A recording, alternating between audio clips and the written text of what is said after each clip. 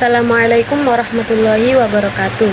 Perkenalkan, nama saya Naila Rahma. Saya dari Prodi Manajemen Pendidikan Fakultas Tarbiyah dan Keguruan UIN Sunan Ampel, Surabaya. Saya di sini akan mempresentasikan beberapa PPT untuk memenuhi kebutuhan UAS saya di bidang studi hadis. Oke teman-teman, di sini saya akan mempresentasikan PPT berikutnya. Di sini saya akan mempresentasikan PPT yang berjudul Perawi dan Proses Transmisi. Perawi atau rawi adalah orang yang meriwayatkan hadis atau sabda, perbuatan atau persetujuan Nabi Muhammad SAW. Peran perawi adalah bertanggung jawab menjaga keaslian hadis melalui rantai transmisi atau sanad. Fakta, ada ribuan perawi dalam sejarah Islam seperti Abu Hurairah dan Aisyah R.A. Pengertian transmisi. Definisi transmisi adalah proses penyampaian hadis dari sumber asli dari Nabi Muhammad SAW melalui rantai perawi hingga sampai kepada kita. Tujuannya untuk memastikan hadis tetap autentik dan tidak berubah.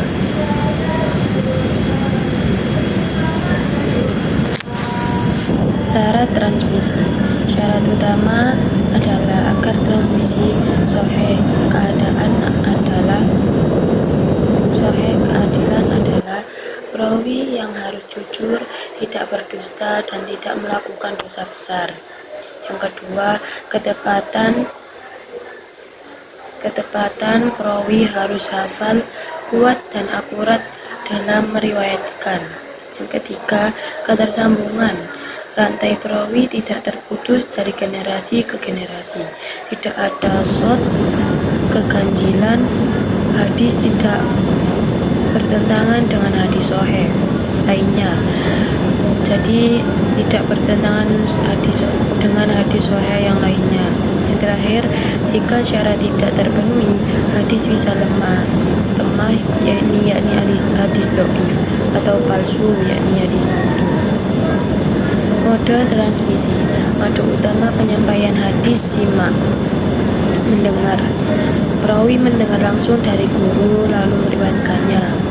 Qiraah, membaca. Perawi membaca hadis di depan guru untuk konfirmasi. Guru memberikan izin untuk meriwayatkan tanpa mendengar langsung. Muqatabah, ini dari surat. Penyampaian melalui surat atau tulisan. Wijdan, temuan. Perawi menemukan hadis dalam buku dan meriwayatkannya. Tujuan metode meminimalkan kesalahan dan memastikan keaslian. Ilmu al-jar wa al-ta'dil. Pengertian ilmu yang mempelajari cacat dan keadilan perawi hadis.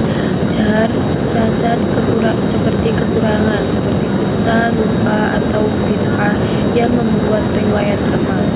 Ta'dil, yakni keadilan, yakni kualitas positif seperti jujur, hafal kuat, dan takwa. Peranan utama kritikus perawi hadis.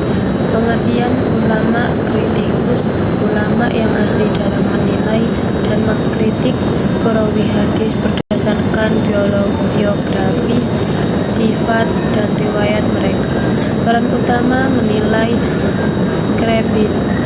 kredibilitas, mengklarifikasikan perawi sebagai sahih atau kuat, hasan yakni baik, dhaif yakni lemah, atau maudhu yakni palsu, melalui ilmu jar, cacat, dan ta'dil, keadilan. Memverifikasi transmisi, memastikan rantai perawi sanad tidak terputus, akurat, dan bebas dari kesalahan seperti dusta atau lupa. Menyusun kitab sahih seperti Bukhari dan Muslim. Mereka menyaring ribuan hadis untuk menghasilkan koleksi autentik, mencegah penyelewengan mengidentifikasi hadis palsu yang bisa menyesatkan umat Islam. Kitab-kitab Al-Jarh wa Al-Ta'dil. Kitab utama Tahzib Al-Tahzib oleh Ibnu Hajar Al-Asqalani, biografi ribuan perawi dengan penilaian jar dan ta'dil. Yang kedua, Takrib Al-Tahzib oleh Ibnu Hajar, versi ringkas Tahzib. Yang ketiga ada Al-Kamal fi Asma Al-Rijal oleh Ibnu Abdul Al-Bar, fokus pada nama dan sifat perawi. Yang keempat ada Mizan Al-I'tidal oleh Imam Al-Zahabi,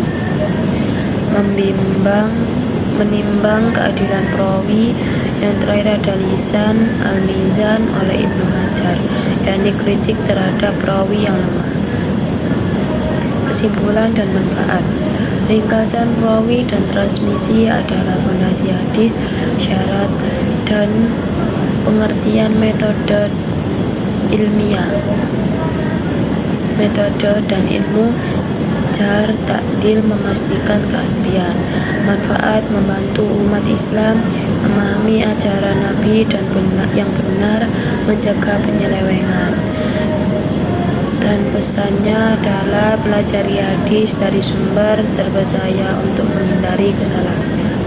Sekian presentasi dari saya. Terima kasih. Wassalamualaikum warahmatullahi wabarakatuh.